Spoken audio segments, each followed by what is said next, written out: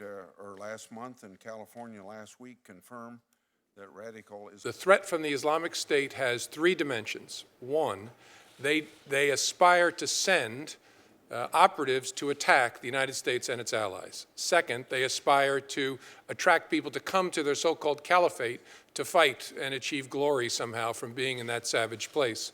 And last, where they can't send operatives or attract travelers, they hope to inspire or direct, and the two terms bleed together, people to engage in acts of violence in their home, to radicalize in their home and to kill innocent people on behalf of these terrorist groups.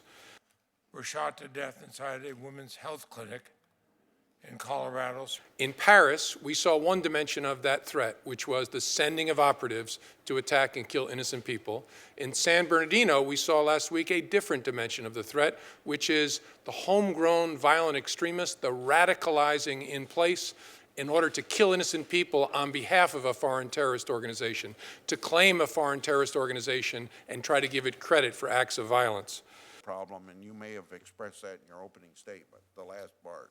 Thank you, Mr. Chairman. San Bernardino involved two killers who were radicalized for quite a long time before their attack. In fact, our investigation to date, which I can only say so much about at this point, indicates that they were actually radicalized before they started courting or dating each other online.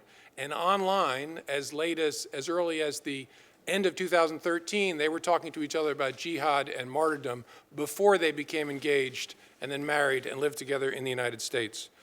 We also believe they were inspired by foreign terrorist organizations. We're working very hard to understand exactly their association and the source of their inspiration. We're also working very hard to understand whether there was anybody else involved with assisting them, with supporting them, with equipping them. And we're working very, very hard to understand, did they have other plans, either for that day or earlier, and that work continues. So often tell us when they see something that doesn't make sense. We are very grateful for that help.